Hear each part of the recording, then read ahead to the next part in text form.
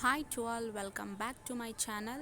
So ఈ వీడియోలో నేను మీకు 8th class biology chapter 8 food production from plants methods of management. So ఈ చాప్టర్ గురించి డిస్కస్ చేస్తున్నాను అనమాట. అంటే మనకు ప్రొడ్యూస్ అయినటువంటి ఫుడ్ ప్లాంట్స్ నుంచే వస్తుంది. సో ప్లాంట్ నుంచే ప్రొడ్యూస్ అవుతుందని మనకు తెలుసు. అంటే దీని యొక్క మేనేజ్మెంట్ మెథడ్స్ ఏ విధంగా ఉంటున్నాయి, అలాగే దీని యొక్క ప్రొడక్షన్ ఏ విధంగా ఉంటుందో మనం ఈ లెసన్లో తెలుసుకోబోతున్నాం అనమాట. Navin has come to his uncle's village for enjoying his holidays. On his way home, his uncle showed him his fields. Curiously, Navin inquired his uncle, what crops are grown in the village. Uncle said maize, paddy, wheat, ragi, etc. are being grown in the fields. So Naveen అనేటువంటి ఒక అబ్బాయి వచ్చేసి వాళ్ళ uncle, వాళ్ళ బాబాయ్, వాళ్ళ లేదా మామ, అంకుల్ వచ్చేసి బాబాయ్ లేదా మామ వస్తుంది కాబట్టి వాళ్ళ అంకుల్ విలేజ్కి వెళ్తారనమాట. ఎందుకంటే హాలిడేస్ ఇచ్చినప్పుడు మనం బాగా ఎంజాయ్ చేయాలనుకుంటే మనకు village are the best place అని చెప్పుకోవచ్చు వాళ్ళలోనే. సో కాబట్టి తను కూడా వాళ్ళ అంకుల్ విలేజ్కి వెళ్ళడం జరుగుతుంది హాలిడేస్ని ఎంజాయ్ చేయడానికి. సో హౌస్కి వెళ్తున్నటువంటి దారిలో, అంటే ఆ దారిలో వాళ్ళ యొక్క పొలాలు చూపిస్తాడనమాట. నవీన్ వాళ్ళ అంకుల్ నవీన్కి చూపిస్తాడు పొలాలు. ఇక ఆ పొలాలు చూసినటువంటి క్యూరియాసిటీతో, అంటే ఆ తెలుసుకోవాలన్నటువంటి ఆతృతంతో నవీన్ వచ్చేసి వాళ్ళ అంకుల్కి అడుగుతాడనమాట, ఈ విలేజ్లో ఏమేమి పండిస్తారు. అప్పుడు వాళ్ళ అంకుల్ ఏం చెప్తాడంటే జొన్నలు, గోధుమలు, వరి, రాగి ఇలాంటివన్నీ కూడా ఈ పొలాల్లో పండిస్తారు అని వాళ్ళ అంకుల్ చెప్తాడు. Activity 1, crops in India. Observe the following map. List out the crops that are grown in our country. So ఇక్కడ మ్యాప్ని బాగా అబ్జర్వ్ చేసి మన దేశంలో పండేటువంటి పంటల్ని లిస్ట్ అవుట్ చేయమని చెప్తున్నారు. Are there many crops that are grown in most of the parts of our country, what are they. అంటే మన దేశంలో నలుమూలల్లో పండించేటువంటి పంటలు ఏవేవి అని అడుగుతున్నారు. అంటే చాలా ఉంటాయి కదా, అవి ఏవేవి. లైక్ మనం ఇప్పుడు ఇందాక చూసుకున్నట్టయితే నా పీడిఎఫ్లో సో చాలా క్లారిటీ లేదు కాబట్టి మేజర్ క్రాప్స్ ఏరియాస్లో ఇక్కడ మనకు చూపించారు చూడండి. లైక్ ఇదన్నమాట. ఈ మ్యాప్ని బేస్ చేసుకున్నట్టయితే వీట్, రైస్, గ్రీన్ కలర్గా కనిపించేదంతా మనకు రైస్ అన్నమాట. And next jowar, maize. ఆ మేజ్ వచ్చేసి మనకి ఇదిగో ఇక్కడ కనిపిస్తుంది కదా. సో ఇది మేజ్ అన్నమాట. డాట్ డాట్ డాట్ గ్రీన్గా. లైక్ కర్ణాటక సైడ్ అంతా మనకు కర్ణాటక, ఈ మహారాష్ట్ర సైడ్ ఉంది చూడు, అదే అనమాట. అండ్ నెక్స్ట్ ఎల్లో కలర్లో కనిపించేది వచ్చేసి లైక్ ఇక్కడ క్లారిటీ రావడం లేదు. ఓకే, మీ టెక్స్ట్ బుక్లో మీరు ఫాలో అయిపోండి. Why such crops are grown all over the country. అంటే అటువంటి పంటలన్నీ కూడా దేశంలో ఎందుకు పండుతున్నాయి అంటే, ఫర్ ఎగ్జాంపుల్ మనం రాజస్థాన్లో చూసుకుంటే ఎక్కువగా గోధుమలను పెంచుకుంటారు. Based on the climate. అంటే వాళ్ళ యొక్క క్లైమేట్ని బేస్ చేసుకొని, వాళ్ళ యొక్క అట్మాస్ఫియర్ని బేస్ చేసుకొని అక్కడ ఎక్కువగా గోధుమలు పండిస్తారనమాట. అండ్ నెక్స్ట్ మన సైడ్ వచ్చేసరికి మన ఆంధ్రప్రదేశ్లో చూసుకున్నట్టయితే ఈస్ట్ గోదావరి, వెస్ట్ గోదావరిలో ఎక్కువగా పండించేటువంటి పంట ఏంటి అంటే వరి అని చెప్పుకోవచ్చు. అంటే రైస్ ఎక్కడ పండుతుంది అంటే ఏపీలో ఈస్ట్ గోదావరి, వెస్ట్ గోదావరి అనేసి చెప్పేస్తాం. సో ఆ విధంగా అక్కడ ఉన్నటువంటి క్లైమేట్ని, అట్మాస్ఫియర్ని బేస్ చేసుకొని వాళ్ళు పండించేటువంటి పంటలు ఆ విధంగా ఉంటాయి అన్నమాట. From the above list which of them are grown in our village. So పైన చెప్పుకున్నటువంటి లిస్ట్ ప్రకారంగా మీ విలేజ్లో, ఫర్ ఎగ్జాంపుల్ మీలో ఎవరో ఒకరు విలేజ్ స్టూడెంట్ ఖచ్చితంగా ఉంటారు. సో మీ విలేజ్లో ఎటువంటి పంటలు పండిస్తూ ఉంటారు అని అడుగుతున్నారు. అండ్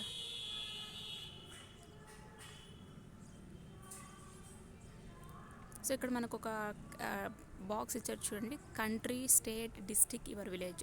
సో దేశంలో ఎటువంటి పంటలు పండిస్తున్నారు, అలాగే మీ రాష్ట్రంలో ఎటువంటి పంటలు, ఆ తర్వాత నెక్స్ట్ డిస్టిక్లో అంటే జిల్లాలో. ఫర్ ఎగ్జాంపుల్ మాది అనంతపూర్ డిస్టిక్ కాబట్టి మా డిస్టిక్లో ఎక్కువగా డ్రై ల్యాండ్, ఎందుకంటే ఇక్కడ వాటర్ చాలా తక్కువ ఉంటుంది, డ్రై ల్యాండ్ అంటారు ఇంకా ఈ డిస్టిక్ని. కాబట్టి ఇక్కడ మాకు ఎక్కువగా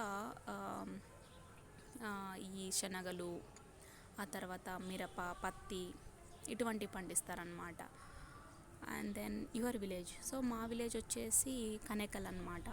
సో ఇక్కడ ఎక్కువగా చూసుకున్నట్టయితే మాకు చెరువు ఉంది కాబట్టి ఆ చెరువు నుంచి వాటర్ని బేస్ చేసుకొని వరిని ఎక్కువగా పండిస్తారు. అంటే మోస్ట్ ఆఫ్ ద ల్యాండ్స్ వచ్చేసి ఇక్కడ వరి పండించేటువంటి ల్యాండ్ అని చెప్పుకోవచ్చు.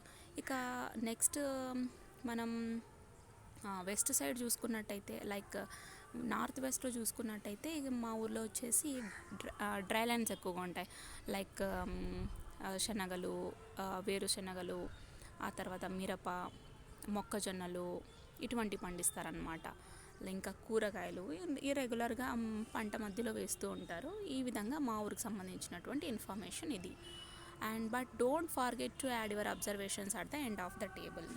సో మీరు చూసినటువంటి అబ్జర్వేషన్స్ని బేస్ చేసుకొని కూడా ఈ టేబుల్లో మీరు యాడ్ చేయాలన్నమాట.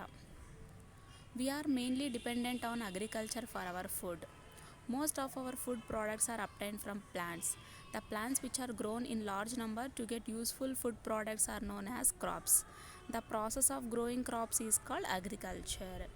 సో ఫుడ్ కొరకు మనం ఎక్కువగా వ్యవసాయం పైన ఆధారపడుతున్నాం. ఎందుకంటే మనకు ఫుడ్ ప్రొడక్షన్ అనేది కూడా వ్యవసాయం మీదే అన్నమాట. అలాగే మనకు వచ్చేటువంటి ఫుడ్ ప్రోడక్ట్స్ని కూడా మనం దేని నుంచి అప్టైన్ చేసుకుంటాం అంటే దేని నుంచి పొందుతున్నాం? ప్లాంట్స్ నుంచి. ఈ ప్లాంట్స్ ఎక్కడైతే లార్జ్ అంటే మన ఫుడ్ ప్రోడక్ట్స్ని గెయిన్ చేసుకోవడానికి ఎక్కడైతే మనం ప్లాంట్స్ని లార్జ్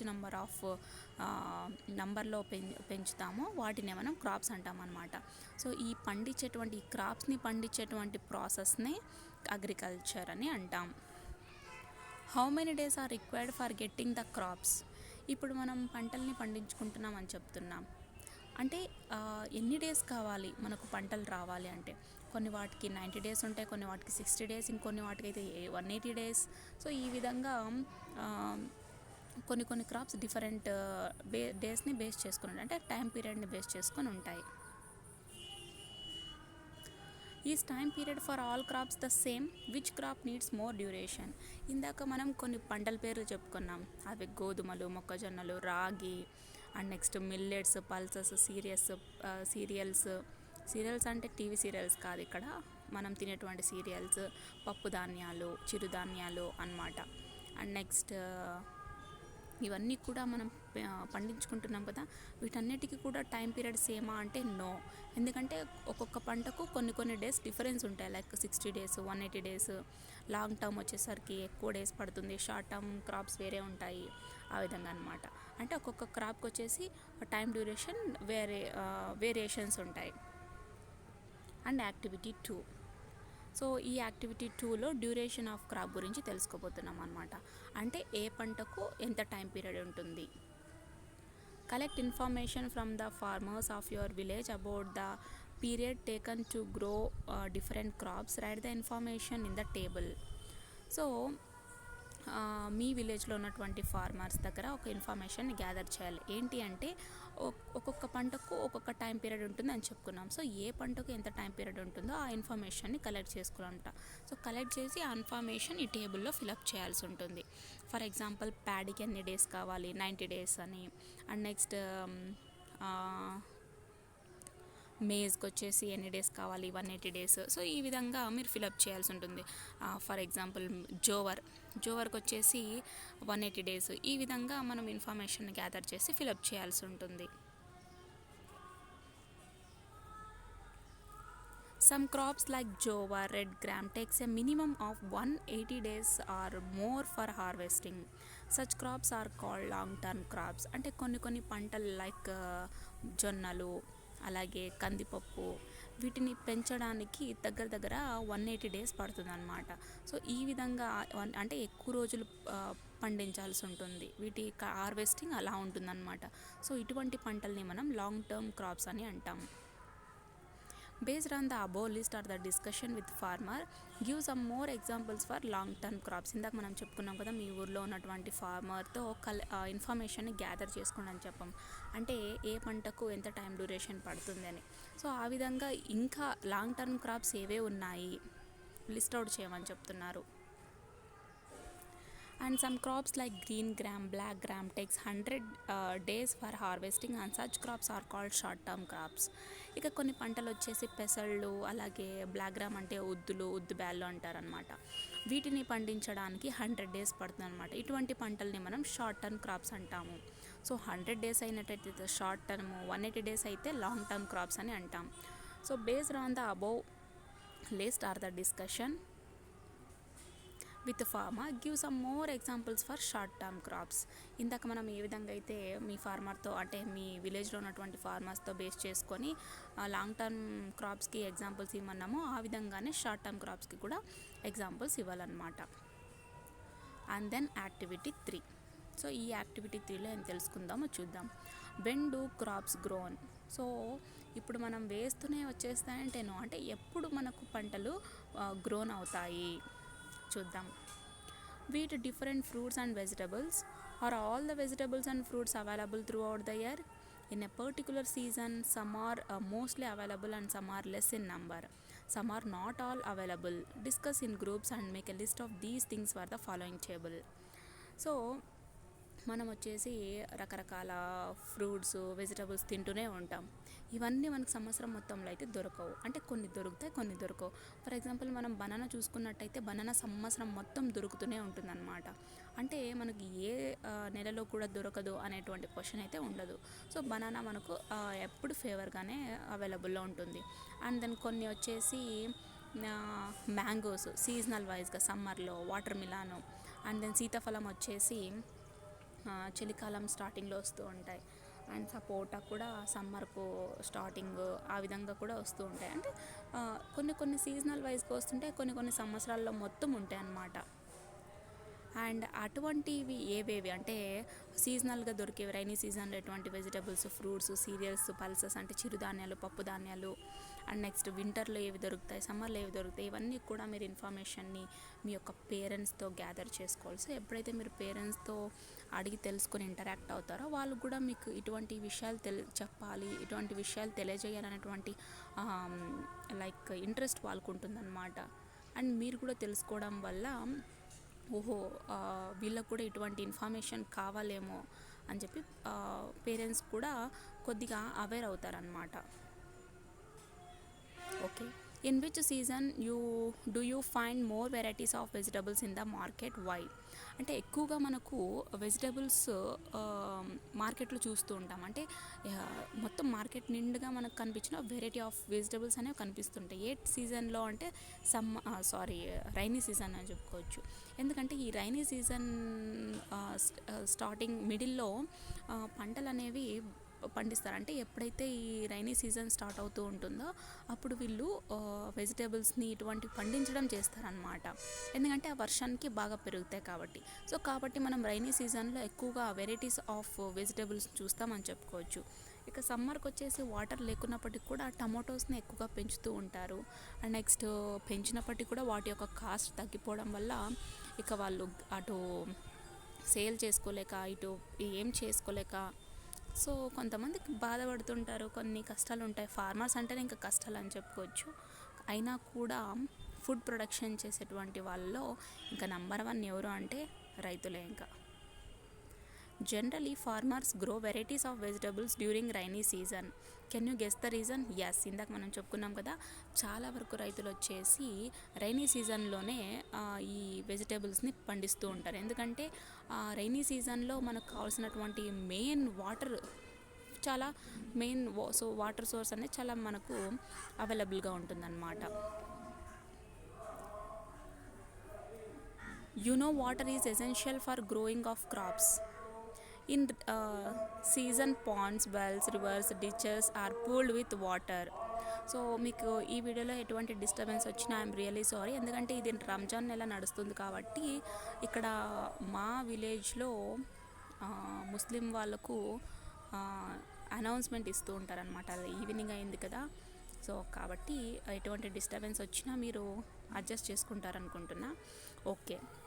పంటలు పండాలంటే మనకు కావాల్సినటువంటి మెయిన్ సోర్స్ ఏంటి అంటే వాటర్. సో ఇక్కడ రైనీ సీజన్లో ఈ చిన్న చిన్న గుంతలు, కాలువలు, బోర్లు, అలాగే బావులు ఇవన్నీ కూడా ఈ వాటర్తో నిండిపోతాయి. Hence farmers grow varieties of crops in this season. కాబట్టి ఈ రైతులు ఈ వర్షాకాలంలోనే ఎక్కువగా క్రాప్స్ని పండిస్తారనమాట. Did you know any name for the crops that grown in rainy season? The crops grown in the rainy season are termed as kharif. So rainy సీజన్లో పండించేటువంటి పంటలకు ఒక పేరు ఉందన్నమాట. అది మీకు తెలుసా అంటే ఖచ్చితంగా విలేజ్ పీపుల్ ఖచ్చితంగా తెలిసి ఉంటుంది. ఏంటి అంటే రైనీ సీజన్లో పండించేటువంటి క్రాప్స్ని ఖరీఫ్ అని అంటాం.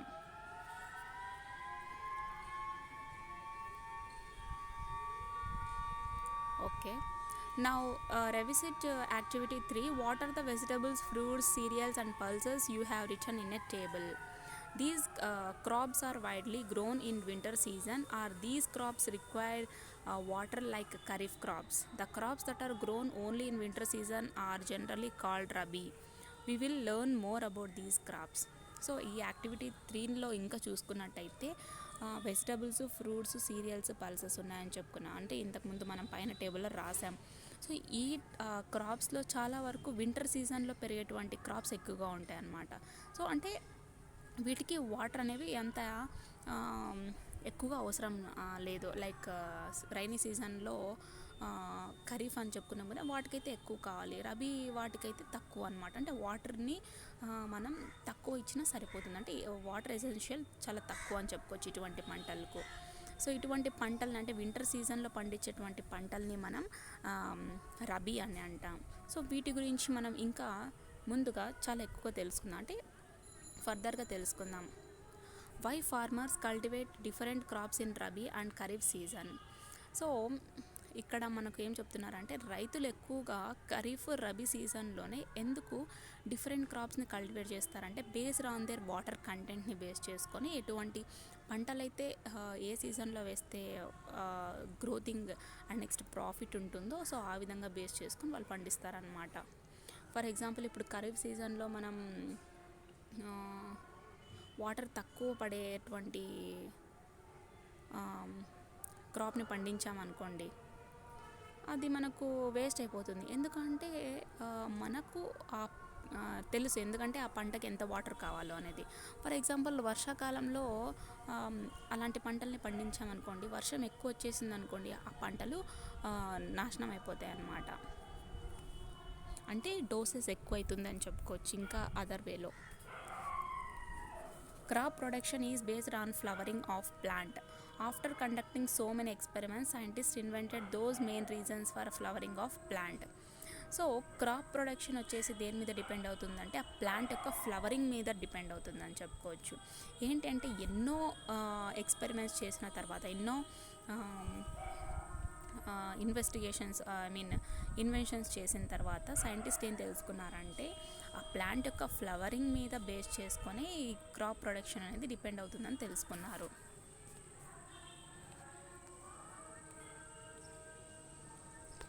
The flower will come out from the plant after certain growth. In some plants, flowering takes place after growing certain height, branches, nodes and after producing 7 to 9 leaves. So మనకు flowers ఎప్పుడు వస్తాయి plant నుంచి అంటే అవి certain గ్రోత్కి వచ్చినప్పుడు, అంటే కొంత వరకు పెరిగిన తర్వాత ఫ్లవరింగ్ వస్తాయి అన్నమాట. ఇంకా కొన్ని ప్లాంట్స్లో చూసుకున్నట్టయితే ఆ ప్లాంట్ యొక్క గ్రోత్ బేస్ చేసుకోను, లేదంటే బ్రాంచెస్ బేస్ చేసుకోను, అలాగే నోట్స్ అండ్ నెక్స్ట్ లేదా ఆకులు, ఆ మొక్కకు ఆకులు రావడం బేస్ చేసుకుని ఆ విధంగా ఫ్లవరింగ్ వస్తూ ఉంటాయి అన్నమాట. And flowering of plants also depends upon the duration of night. The effect of night duration in flowering plants differs from plant to plant. In some plants, when the night duration is 12.5 hours, the flowering will be more. అంటే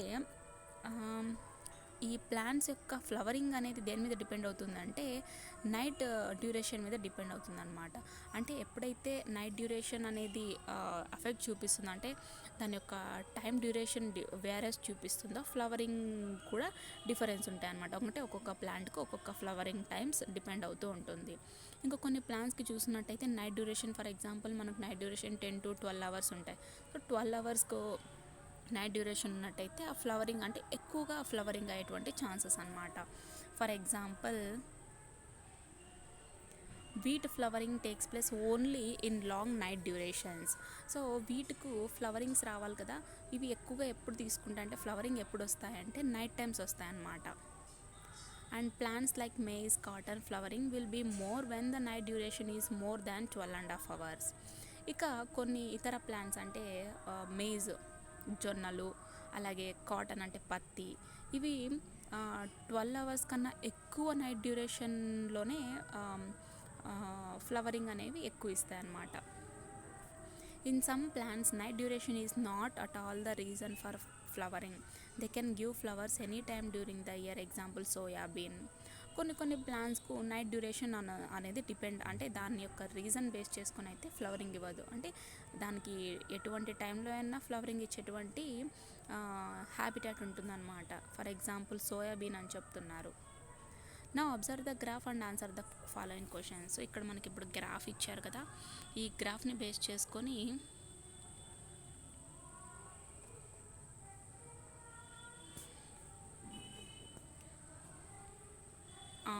yes ఈ గ్రాఫ్ని observe చేయమంటున్నారు. Production of yielding. So production of yielding ఇచ్చారు, and then months ఇచ్చారు చూడండి, like this. Why farmers cultivate wheat crop in rabi season. ఎందుకు రబీ సీజన్లో wheat